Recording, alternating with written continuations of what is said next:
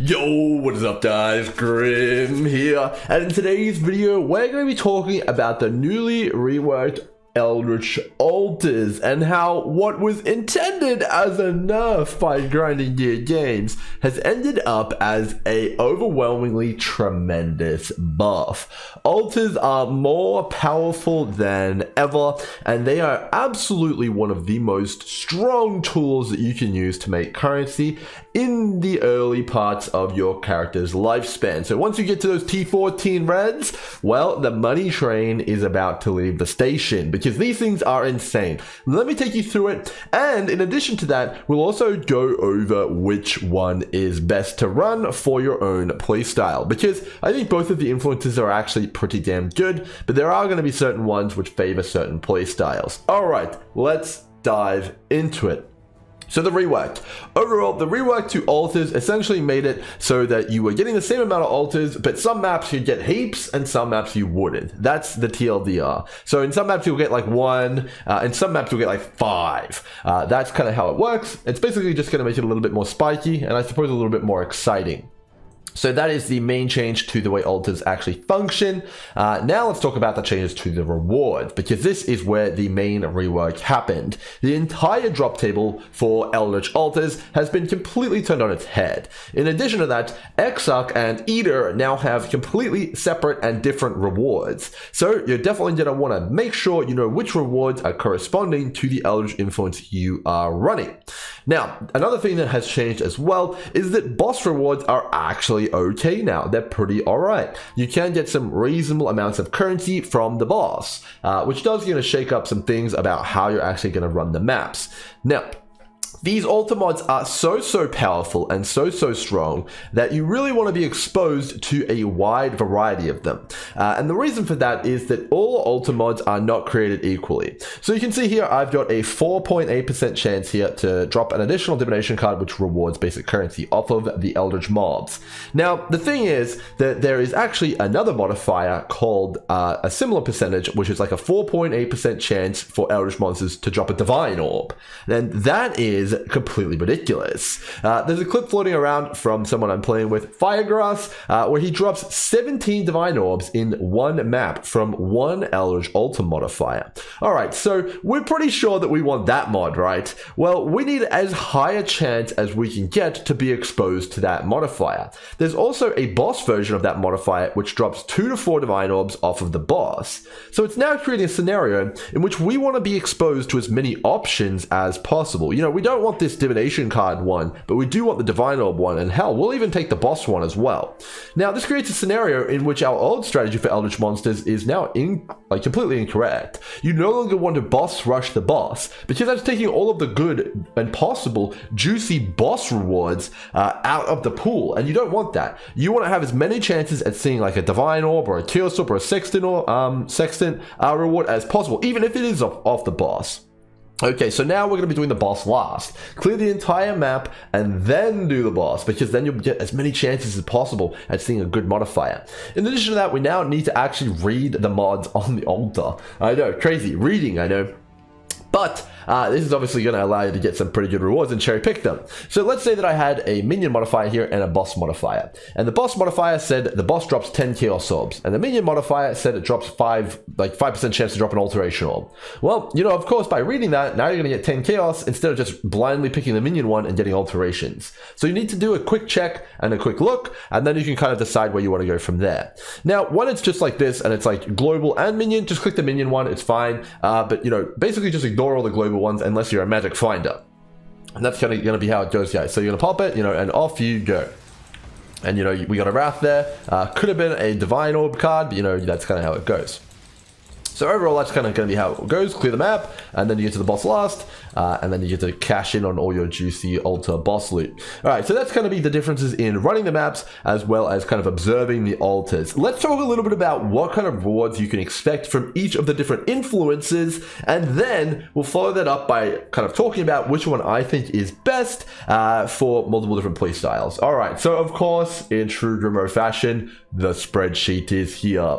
Okay, so PoEDB actually has the all of the mods as well as the chance chance that they can occur on altars, which is very handy because it allows us to basically exactly tell which influence that we want to run and which one we want to go with. All right, so this is all of the Exarch rewards here from minions and all of the Eater rewards from minions. And you can see here that there's some pretty big differences, basically completely different in most cases. So the general too long didn't read is that Exarch has a much more consistent drop pool. He's going to drop stuff like Chaos Orbs, Awakened Sextants, GCPs, Instilling Orbs, Enkindling Orbs, Vile Orbs, Regret Orbs, and that's all only on Exarch. It's exclusive to Exarch. Eater of Worlds doesn't drop any of that. And they're at really high occurrence rates as well. So you can expect to get a lot of good consistent currency from Exarch, and it's going to be really good. And overall, I think this is probably the guide to run if you're not planning on doing 400 maps or trying to get lucky, because overall, he's got a pretty solid drop pool. If you do like 5 maps, chances are you're going to get the Chaos Orb modifier at least once and cash in on 10 to 15 Chaos Orbs from that map. Now, Eater of Worlds, on the other hand, has a very different drop table. He has pretty much complete garbage for his common drops. The best common drop he has is Scouring Orbs, and that's like, not that great, man. But he does have exclusively in his drop pool Divine Orbs and Exalted Orbs. Exarch does not get Divine Orbs or Exalted Orbs, but Eater of Worlds do. Now, these are exceptionally rare. So if you take a look at my character right now, I have 752,000 kills, which is, a pretty good amount. And I've been playing a lot, and I've pretty much been playing Eater of Worlds the whole time, ever since I heard about the Divine Orb Shrine. And I've gotten it once. I got the boss variant, and I also got the Exalted Orb Shrine once, and that was also the boss variant. So overall, out of 752,000 kills, I've gotten 2 of the really overpowered shrines. Now, the person I'm playing with, which I think has about 650,000 kills, has gotten the Divine Orb Shrine once, which is Firegrass. Now, this is a pretty interesting scenario. So this altar is exceptionally rare. So now you have to make the decision. Do you want consistency and a really solid drop pool, which are going to get good stuff, every map, or do you want a really moonshot chance at getting the big lottery? Well, that's going to be up to you guys. We'll talk about it a little bit more a little bit later, but we're going to go over a few numbers now so you guys can get a bit of an idea of what we're looking at in terms of the actual odds. Okay, so let's start off with Eater of Worlds. So basically, we have the weights of these going to occur. So for any single minion modifier altar to roll a Divine Orb altar, it's a 0.08% chance. So it's about a 1 in 1,000 chance for you to roll a Divine Orb altar on an altar. So per altar, it's a 1 in 1,000. Boom. Did you get it? Yes or no? In addition to that, you also have to consider, if you want that big 17 Divine Explosion, that happened at the start of the map. The very first altar he got was the Divine Orb altar. So that obviously made it much more crazy. If you got it at the end, maybe you get 5 or 6 Divines instead of the 17. So you do also have to consider that angle as well.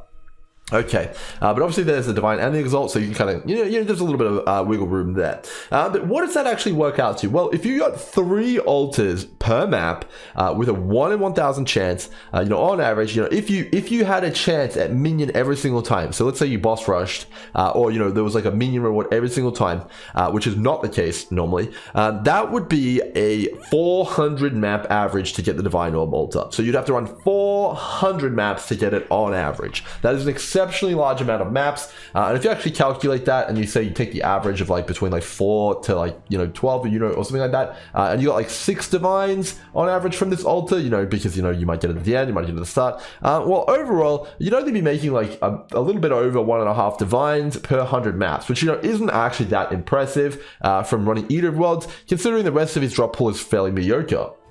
Okay, so that is definitely, it's going to be a big win or big lose kind of situation.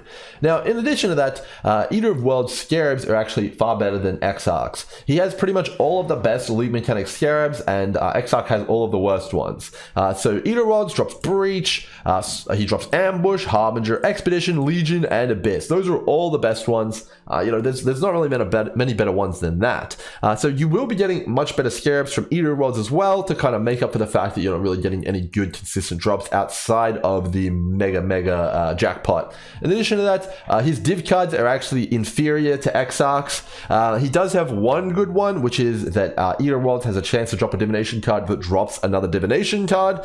So you can get stuff like the Patient fairly consistently, and occasionally you can get the Nurse, which is alright, I guess. But overall, the Eater Worlds drop pool basically boils down to, okay, you got some Scarabs, and then hopefully you get some Divine Orbs. That's kind of what it boils down to, and then you get your Ickers, which is alright, but the rest of these drops are kind of garbage. And you can kind of take a look at the chances of all this. I'll post this spreadsheet down below in the description. Let's move on over and take a look at Exarch. So you can see here some of the more consistent and the best drops. So one in roughly 8 maps, you will get Awakened Sextants. One in 9 maps, you'll get Orbs of Binding. One in 11 maps, you'll get Unmaking Orbs, which is pretty good. 1 in 9 maps, you'll get Val Orbs. 1 in 9 maps, you'll get Instilling Orbs, which are actually worth almost 2 Chaos right now. 1 in 9 maps, 1 in 22 maps, GCPs. And now this one's the real kicker. 1 in 4 maps will contain an altar, which gives you Chaos Orbs. And if you get that at the start, you're roughly looking at getting about 17 C from that altar, which is pretty damn nice, man. Which is pretty damn good. In addition to that, you also have all of the boss variants of these, which is pretty similar odds as well. So if you combine them together, you're getting Chaos Orbs and Awakened Sextants and stuff like that fairly consistently, and it's pretty damn nice.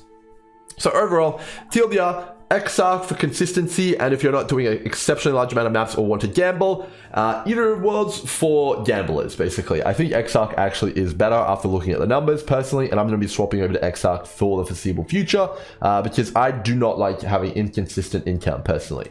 Now, in addition to that, moving on into the consistency discussion even more, I want to talk a little bit about the keystones and the notables, which both of these guys get. So we talked about the Eater Worlds and all sorts of stuff like that being fairly inconsistent.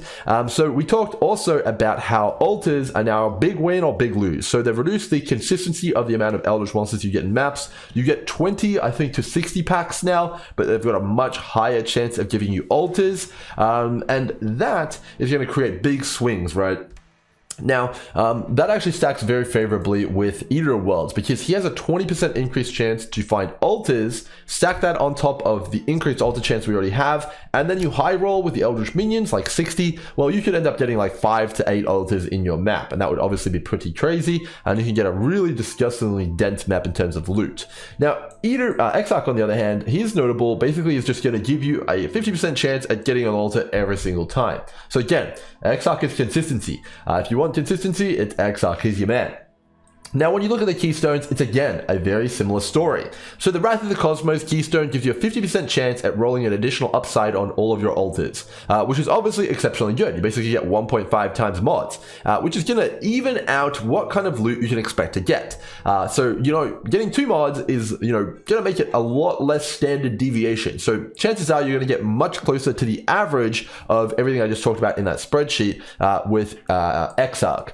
Now, Eater Worlds, on the other hand, he just amplifies the effect of the altar by 50%. So, the really low lows are just going to get amplified, and the really high highs are going to get amplified as well. So, you're going to have that, you could go 1,000 maps with never seeing the Divine Altar, or you could see the Divine Altar twice in 100 maps, and it's amplified by 50% by the keystone. So you can kind of see it's basically a complete lottery, and I think that overall, I would say for the majority of the player base, Exarch is going to feel substantially better, with me included. Now, if you want to farm some highlights, or really go for it, and maybe get a big jackpot to show off to your friends, you could go with Eater Worlds, but I'm going to be going with Exarch for the foreseeable future.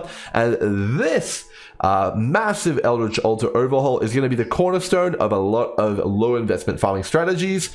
It's really just that good, guys. Just give it a go, roll up some Exarch, see how it feels, and enjoy the Chaos Orbs, Sextants, and all the other bubblegum currency you're going to be getting.